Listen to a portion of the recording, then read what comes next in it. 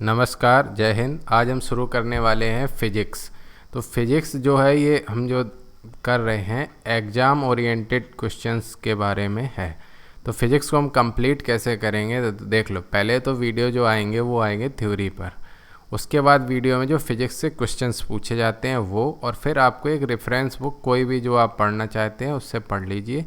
इसके बाद देखिए वीडियो और वीडियो क्वेश्चन में इसमें आपका 80 to 90% कवर हो जाएगा, और एक्स्ट्रा करने के लिए आपको कोई रेफरेंस बुक पकड़ लेनी है, उससे आपको फिजिक्स आपकी कंप्लीट हो जाएगी।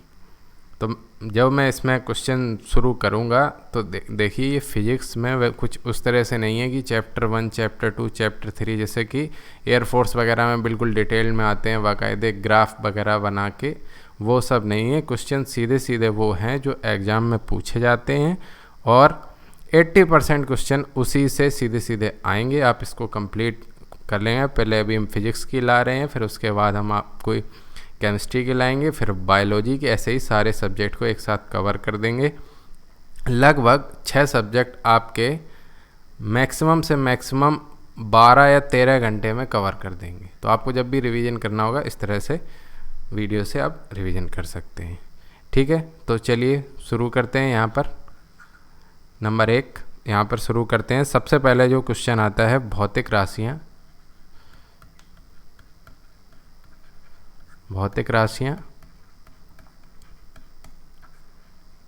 इनसे क्वेश्चन आता है। तो सबसे पहले जो मूल मात्रक होते हैं वो 7 होते हैं, और दूसरा व्युत्पन्न मात्रक जो होते हैं वो इन्हीं मूल मात्रकों से बनाए जाते हैं। ये वाले क्वेश्चन पूछ लेता है। और भौतिक राशि और यूनिट, भौतिक राशियाँ और उनकी यूनिट के बारे में भी क्वेश्चन पूछे जाते हैं। डायरेक्ट क्वेश्चन पूछे जाते हैं, जैसे बल की इकाई पूछ ली, न्यूटन है, दाब है, पास्कल है, तापमान केल्विन, ऐसे विद्युत धारा एम्पियर, ये सब आपको यूनिट पता होनी चाहिए। अब जो इसमें मेन क्वेश्चन आता है वो आता है लंबी दूरी की, भौतिक लंबी दूरी की मापने की इकाइयाँ। इससे क्वेश्चन, अगर डिस्टेंस से क्वेश्चन आएगा तो इससे ही क्वेश्चन आता है। इसमें भी जो मेन है वो है एस्ट्रोलॉजिकल यूनिट, AU, जिसको बोलते हैं हम लोग खगोलीय इकाई। इसको हम बोलते हैं खगोलीय इकाई, एस्ट्रोलॉजिकल यूनिट। तो एस्ट्रोलॉजिकल यूनिट क्या होती है? पृथ्वी से सूर्य की बीच की औसत दूरी, इसको बोलते हैं एस्ट्रोलॉजिकल यूनिट। तो क्वेश्चन आ सकता है ऑप्शन में देखें कि एक एस्ट्रोलॉजिकल यूनिट है पृथ्वी और सूर्य के बीच की औसत दूरी, पृथ्वी और चंद्रमा के बीच की औसत दूरी, या कोई भी ग्रह की। तो आपको आंसर में लगाना है पृथ्वी और सूर्य के बीच की औसत दूरी।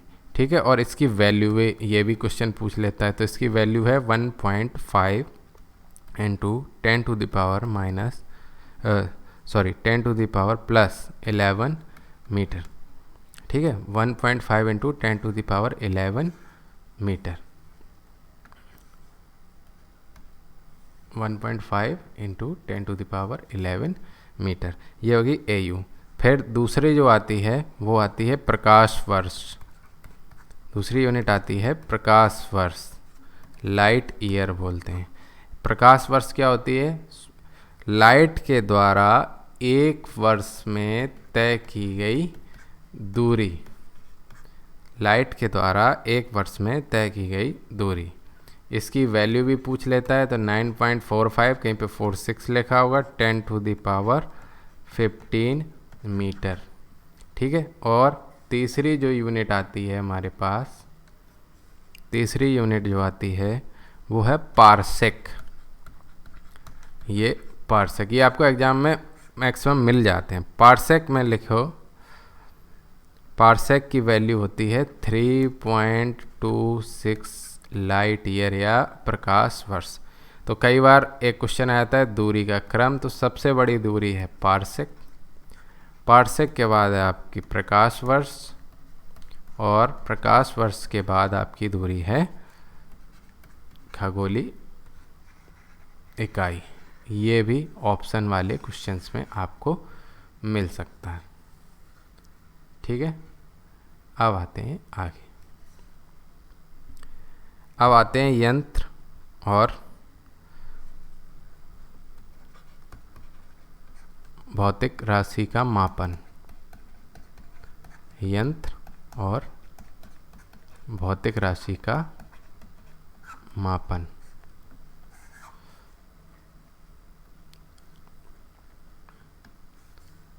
जैसे एमीटर, एमीटर से क्या नापते हैं? विद्युत धारा। एमीटर से विद्युत धारा नापते हैं। लक्स मीटर, लक्स मीटर ये बहुत बार आता है। लक्स मीटर, इससे क्या नापते हैं? प्रकाश की तीव्रता। इसके बाद आपका आता है ओडोमीटर। ओडोमीटर, इससे क्या नापते हैं? दूरी या चाल। ठीक है, उसके बाद आता है टेस्कोमीटर। टेस्कोमीटर, टेस्कोमीटर से हम नापते हैं तनाव। ठीक है, सिस्मोग्राफ आपको पता होगा मैक्सिमम लोगों को। सिस्मोग्राफ भूकंप की तीव्रता को मापता है। ठीक है, अब आ जाओ एनीमोमीटर। एनीमोमीटर, एनीमोमीटर आपका करता है वायु की गति व दिशा को नापने के लिए काम में आता है। ठीक है, और ऑडियोमीटर ध्वनि की, ऑडियोमीटर इसमें आपका आ जाता है ध्वनि की तीव्रता को मापने के लिए उपयोग किया जाता है। ठीक है, अब आ जाते हैं बल व बल के प्रकार। नया हेडिंग है बल व बल के प्रकार।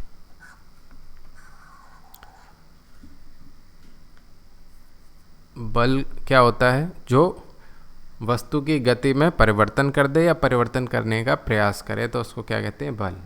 जैसे मान लो कोई कार खड़ी है, कोई कार खड़ी है, उस पर हम धक्का मारेंगे और वो आगे बढ़ जाए तो भी बल है, या आगे बढ़ाने का प्रयास करे लेकिन बढ़ नहीं पा रही है तो वो भी क्या कहलाएगा? बल। अब बलों के प्रकार। बलों के प्रकार में जो क्वेश्चन आते हैं वो है नंबर 1 पे देख दो, नाभिकीय बल। देखिए नाभिकीय बल, तो क्वेश्चन आता है कि सबसे प्रबलतम बल कौन सा है? तो सबसे प्रबलतम बल, सबसे प्रबलतम बल है नाभिकीय बल। लेकिन ये शॉर्ट रेंज में छोटी दूरी में लगते हैं और लगभग कितनी दूरी में? 10⁻⁻15 मीटर की दूरी पर ही लगता है और ये परमाणु के केंद्र में होता है। दूसरा हो गया विद्युत चुंबकीय बल। विद्युत चुंबकीय बल होता है यह सेकेंड नंबर का सबसे प्रबलतम बल है। सबसे प्रबलतम बल है सेकेंड नंबर का, और जो दो आवेशों के मध्य लगता है। मान लो दो चार्ज हैं प्लस माइनस, इनके बीच लगता है और ये शॉर्ट रेंज है, ये पास की दूरियों में लगेगा।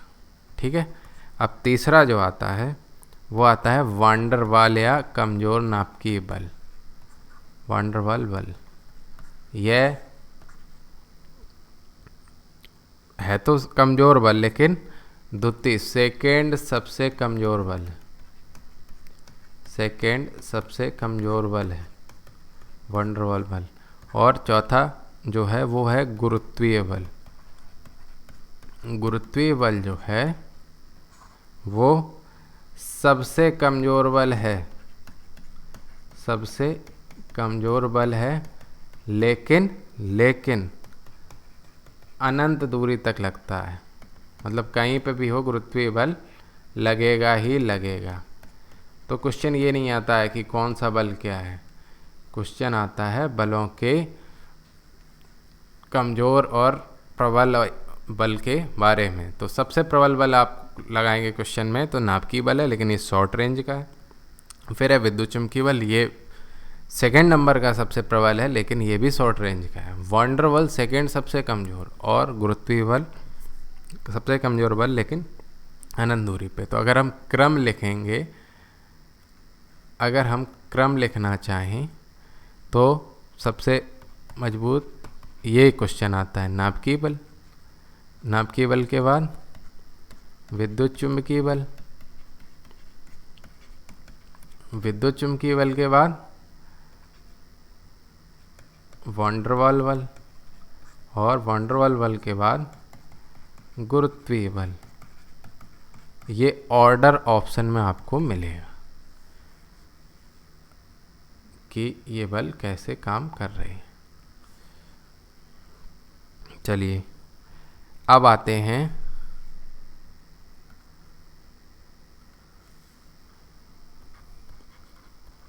न्यूटन के गति के नियम। न्यूटन के गति के नियम, ठीक है। तो पहला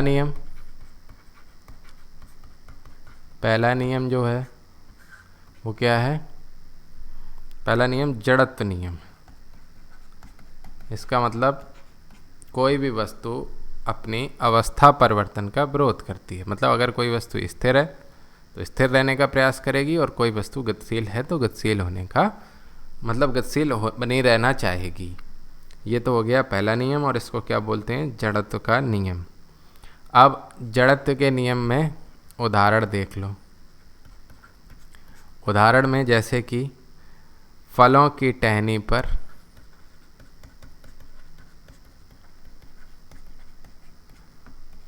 लगे फलों को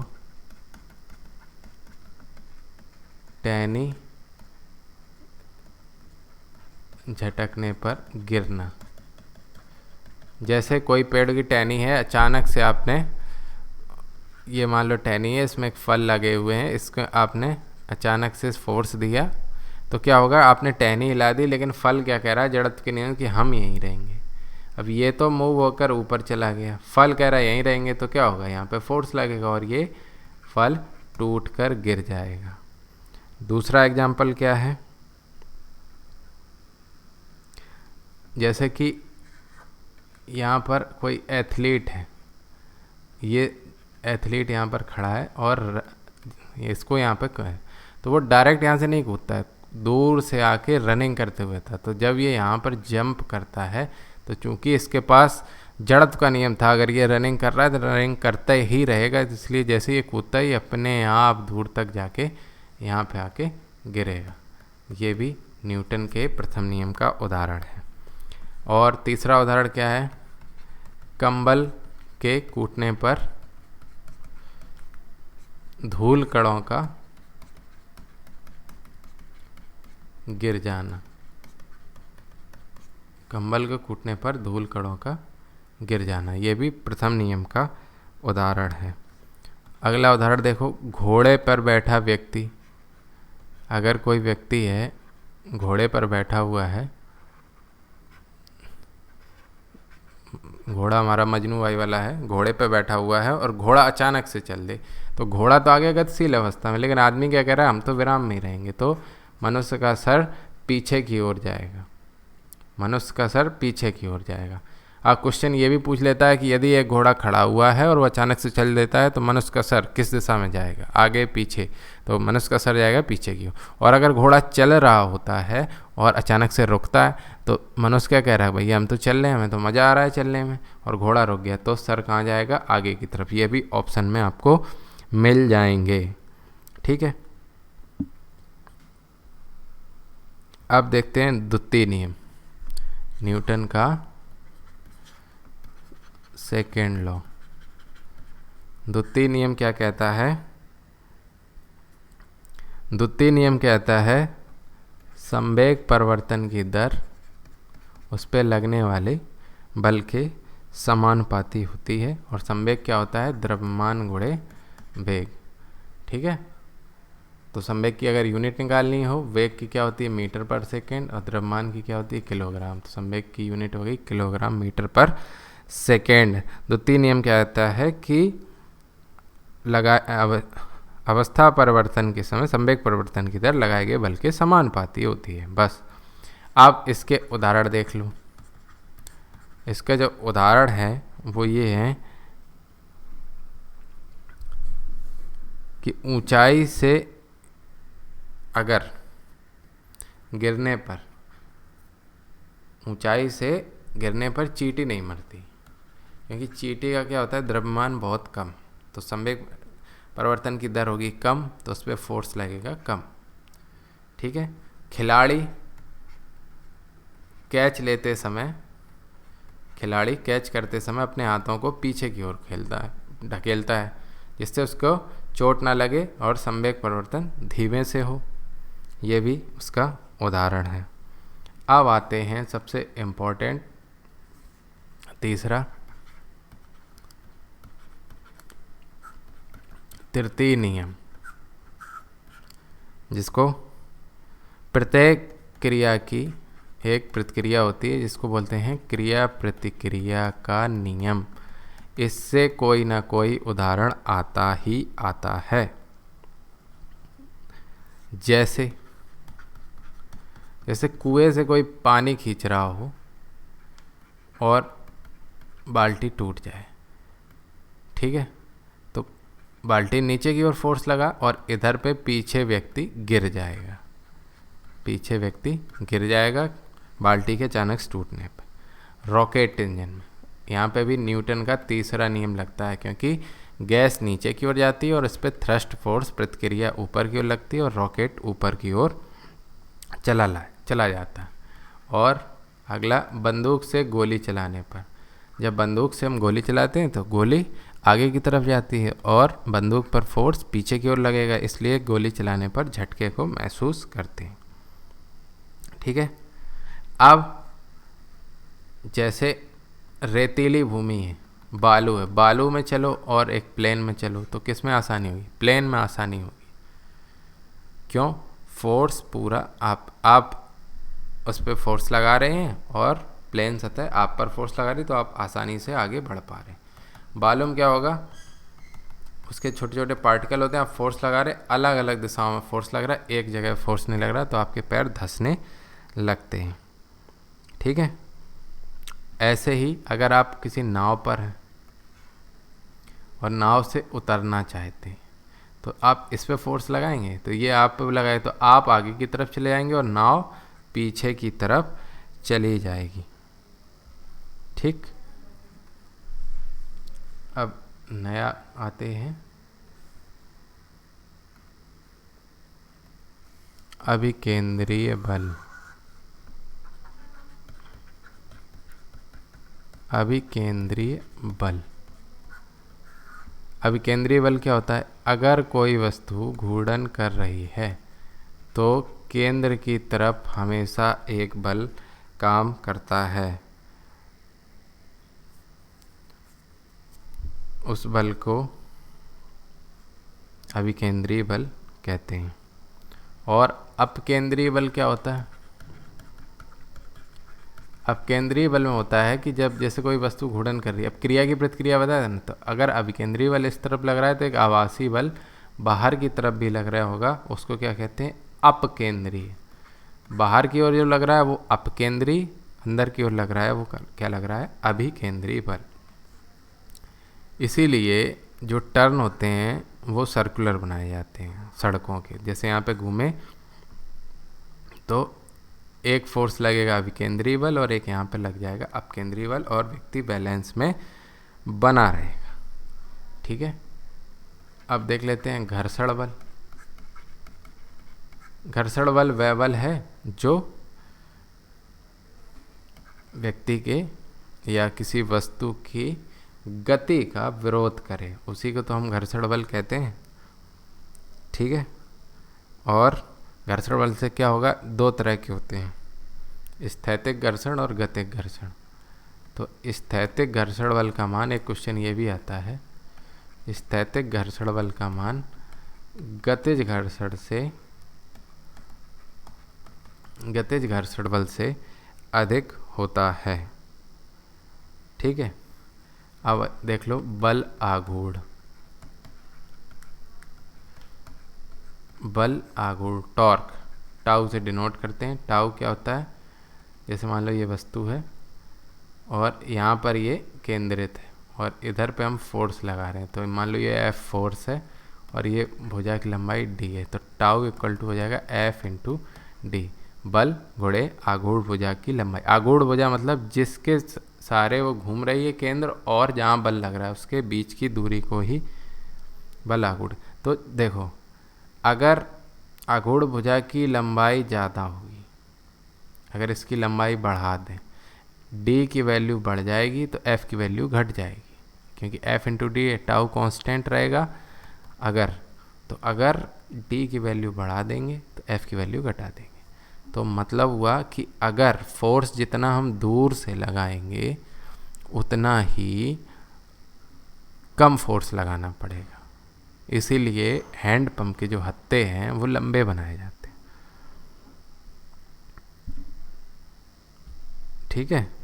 और पेचकस है तो पेचकस हमेशा लंबा बनाया जाता है, पेचकस की लंबाई भी बहुत अधिक की जाती है, जिससे कि आघूर्ण भुजा की लंबाई या बल या और केंद्र के बीच की दूरी बढ़ जाए। इसलिए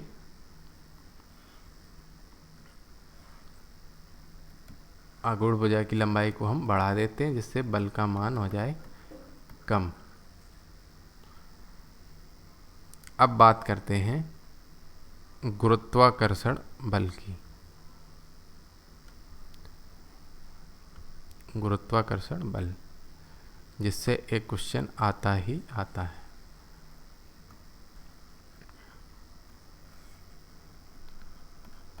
गुरुत्वाकर्षण बल, इस चैप्टर से अगर क्वेश्चन ना आए तो एग्जामिनर बेवकूफ़ है। इस चैप्टर से क्वेश्चन आता ही आता है। खोज इसकी किसने की, न्यूटन।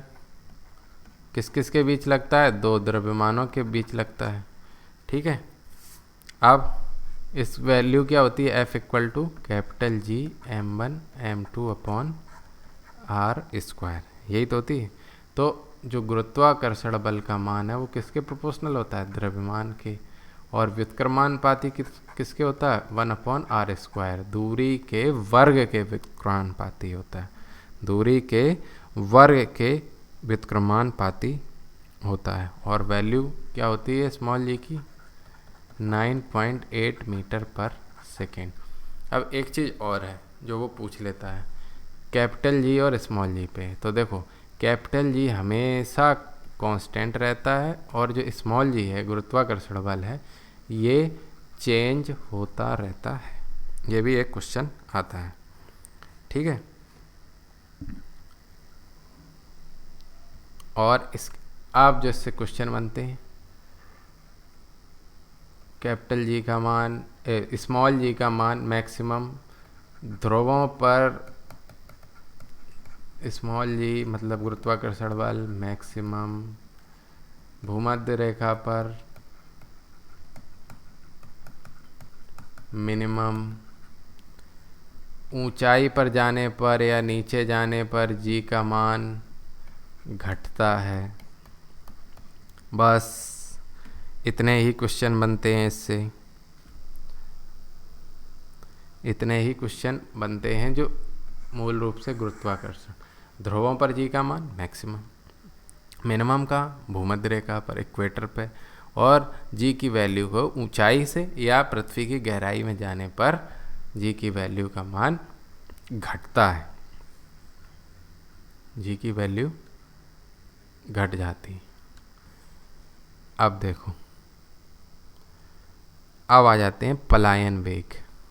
इसी में है चैप्टर में पलायन वेग, इससे भी क्वेश्चन बनते हैं दो।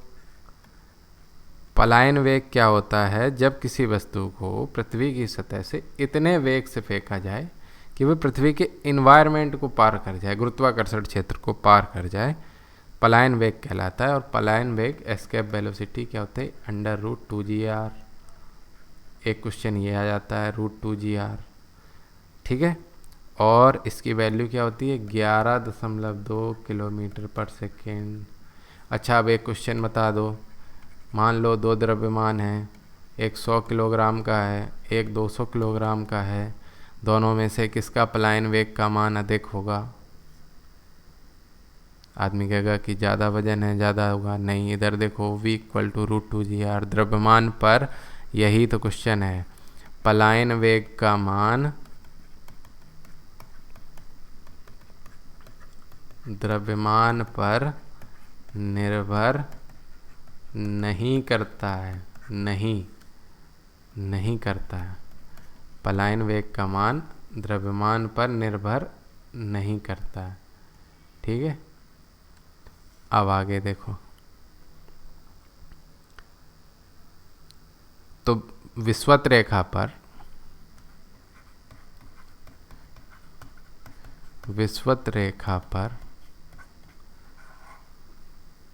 पलायन वेग जब g का मान कम है, न्यूनतम है ना, मिनिमम, तो पलायन वेग न्यूनतम होगा। इसीलिए सबसे ज़्यादा स्पेस स्टेशंस विषुवत रेखा के आसपास स्थापित किए जाते हैं, ठीक है। अब दूसरा, कक्षीय वेग। एक क्वेश्चन इस पे आता है, कक्षीय वेग क्या होता है? कक्षीय वेग देखिए, कक्षीय वेग वह न्यूनतम वेग है जो किसी पिंड को प्रक्षेपित करने पर वह पृथ्वी के चारों ओर कक्षा में चक्कर लगाने लगे, ठीक है। इसकी वैल्यू क्या होती है? √gr। इसमें भी ये द्रव्यमान पर निर्भर नहीं करता है। और ये कक्षीय वेग और पलायन वेग में रिलेशन आ जाता है, तो पलायन वेग = √2 इंटू कक्षीय वेग, यही तो आ रहा है। ये √2gr होता है, ये √gr, तो √2 गुना हो गया पलायन, ठीक है। अब आ जाओ, इसमें तो ये क्वेश्चन कंप्लीट हो जाएंगे गुरुत्वाकर्षण के। अब आते हैं केपलर से संबंधित ग्रहों के नियम।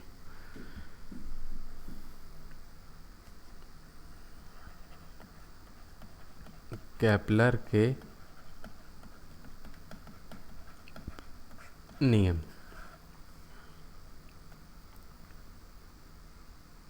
केपलर के नियम में देखो, केपलर का जो प्रथम नियम है,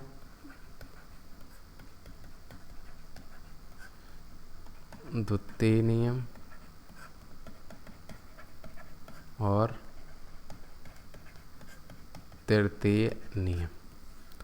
पहला नियम केपलर क्या कहता है? केपलर कहता है कि प्रत्येक ग्रह सूर्य के चारों ओर दीर्घ वृत्ताकार कक्ष पर गति करता है। मान लो ये इलिप्टिकल दीर्घ वृत्ताकार कक्ष है, तो प्रत्येक ग्रह, ये सूर्य है तो ये ग्रह दीर्घ वृत्ताकार कक्ष पर गति करता है। ये है केपलर का प्रथम नियम।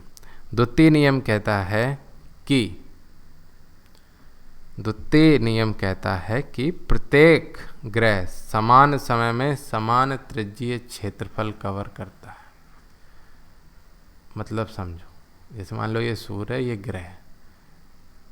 ये ग्रह है, यहाँ से इसने t समय में इतनी दूरी तय करी, t समय में, और फिर यहाँ से मान लो यहाँ कोई है, यहाँ से यहाँ टी समय में इतनी दूरी तय करी, मतलब समान समय, ये टी समय ये टी समय, और ये एरिया कवर किया, तो ये दोनों एरिया A1 और A2 ये बराबर होंगे।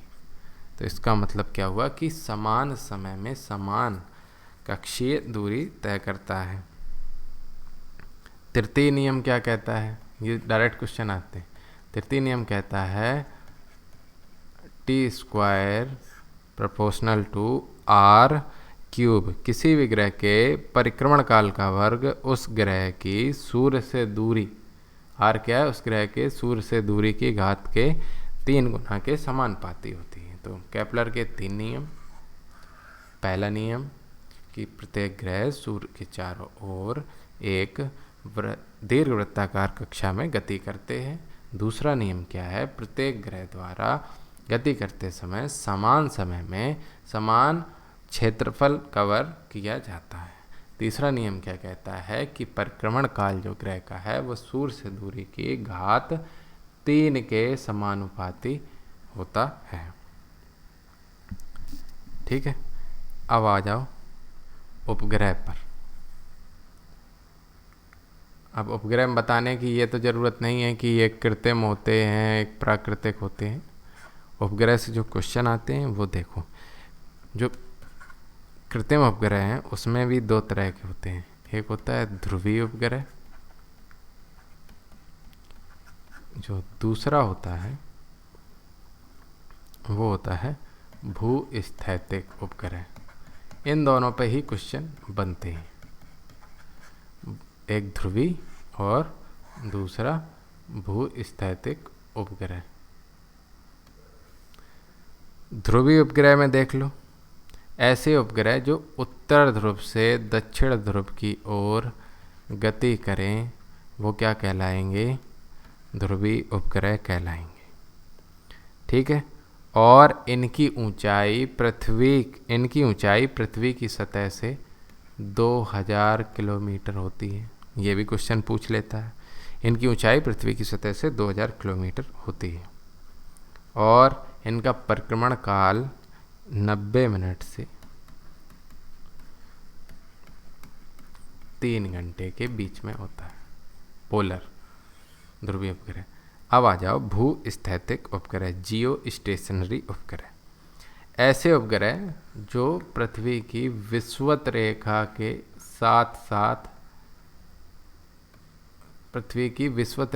साथ साथ घूर्णन करेंगे, ये क्या कहलाएंगे, जियो स्टेशनरी।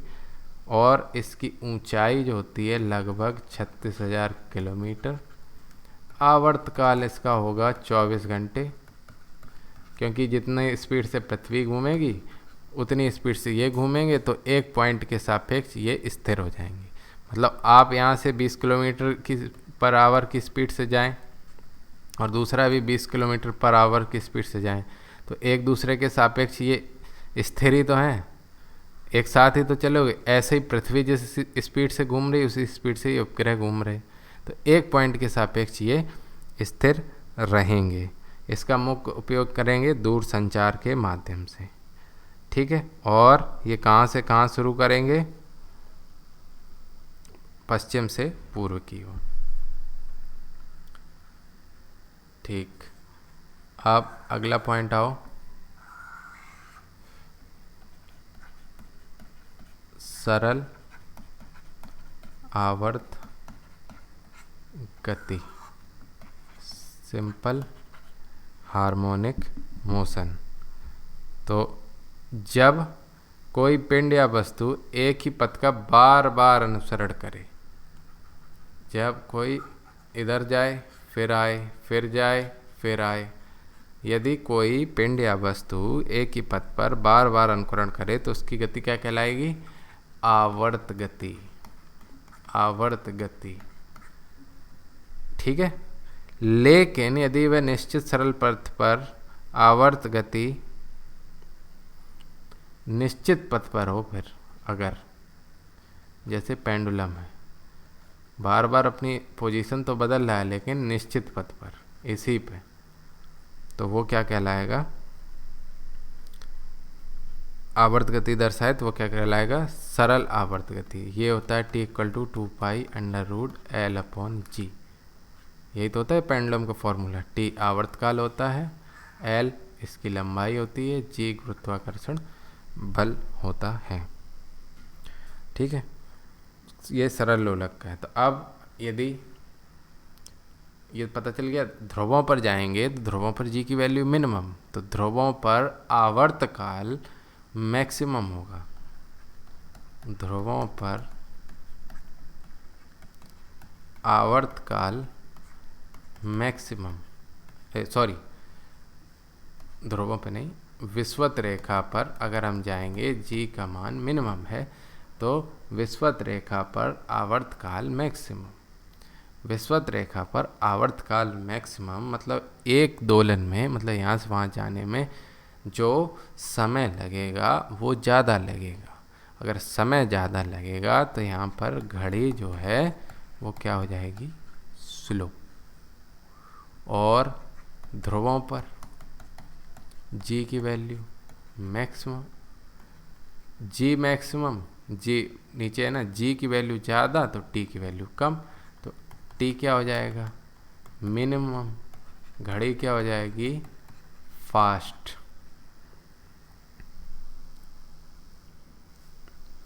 और आवर्तकाल लंबाई, अगर लंबाई बढ़ा देंगे तो आवर्तकाल बढ़ जाएगा, तो घड़ी स्लो। लंबाई घटा देंगे तो घड़ी फास्ट।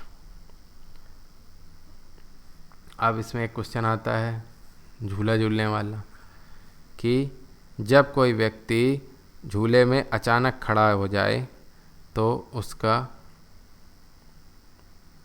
आवर्तकाल क्या हो जाता है, कम, और झूला तेज गति से गति करता है। जैसे मान लो यहाँ पर कोई बैठा हुआ है और ये झूला लटका हुआ, मान लो ये, तो अभी इसका जो द्रव्यमान केंद्र है वो यहीं पे है, इस बिंदु पे। ठीक है, मान लो m है, तो अभी क्या होगा, ये वाली लंबाई ली जाएगी l। तो t इक्वल टू क्या हमें पता है, 2π√L/g। तो l अभी ये, अब व्यक्ति हो गया खड़ा तो इसका द्रव्यमान केंद्र ऊपर चला जाएगा, तो अब ये वैल्यू हो जाएगी l डैश। तो स्वाभाविक सी बात है कि l बढ़ा है l डैश से। अब l डैश कम हो गई तो आवर्तकाल हो गया कम, और आवर्तकाल कम हो गया तो स्पीड बढ़ जाएगी। सीधी सीधी बात है, यदि t की वैल्यू बढ़ती है तो घड़ी स्लो, स्पीड कम। ठीक है, और अगर t की वैल्यू घटती है तो घड़ी क्या हो जाएगी, फास्ट, और कोई भी चीज़ है उसकी स्पीड क्या हो जाएगी, बढ़ जाएगी। ठीक है, अब एक और इसमें थोड़ा सा देख लीजिए साइड में, t इक्वल टू 2π√m/k, ये होता है स्प्रिंग का। अगर कोई स्प्रिंग के नियतांक की लटकी है, m मास यहाँ पे लटका है, स्प्रिंग से बंधा हुआ है, तो उसका आवर्तकाल होता है t इक्वल टू 2π√m/k। सीधा सीधा है, 2π√L/g की जगह 2π√m/k आ गया, और k क्या होता है, स्प्रिंग कांस्टेंट, m क्या हो गया, द्रव्यमान। ठीक है, अब आगे आते हैं द्रव्यमान केंद्र। द्रव्यमान केंद्र क्या होता है, वह बिंदु जिस पर किसी वस्तु का समस्त द्रव्यमान केंद्रित माना जाए। मान लो एक इतनी बड़ी वस्तु है, उसको इस बिंदु पर हम मान लेते हैं कि इसका समस्त द्रव्यमान केंद्रित होगा, तो उसको हम क्या कहलाएंगे, द्रव्यमान केंद्र। इसकी खोज किसने की, इसकी खोज की आर्किमिडीज ने, इसकी खोज की आर्किमिडीज ने। ठीक, और द्रव्यमान केंद्र पर विस्थापित करने के लिए, मान लो द्रव्यमान केंद्र इसको यहाँ से हटाना है, तो लगने वाले बल की मात्रा को समझाने के लिए आर्किमिडीज ने दिया था लीवर सिद्धांत। वो सब नहीं देखना है आपको, बस ये देखना है लीवर सिद्धांत किस वैज्ञानिक ने दिया, तो आप टिक लगाएंगे आर्किमिडीज ने। अब अनुप्रयोग जैसे पूछ लेता है कि पीसा की मीनार झुकी हुई होने के बावजूद, पीसा की मीनार झुकी होने के बावजूद गिरती नहीं है। क्यों नहीं गिरती है? क्योंकि उसका द्रव्यमान केंद्र उसके आधार से, जैसे आप ही हो, थोड़ा सा झुक जाओ, थोड़ा सा झुक के खड़े हो जाओ, तो क्या आप गिर जाओगे? नहीं, क्योंकि जो इसका द्रव्यमान केंद्र है वो आपके पैरों के बीच से होकर जा रहा है। और थोड़ा और झुक जाएंगे तो द्रव्यमान केंद्र, पैर आपके इधर हैं, द्रव्यमान केंद्र आगे बढ़ गया और आप गिर जाएंगे। यही इसका सिद्धांत है। अगला टॉपिक जो है वो है पृष्ठ तनाव, जो हम नेक्स्ट वीडियो में कवर करेंगे। धन्यवाद।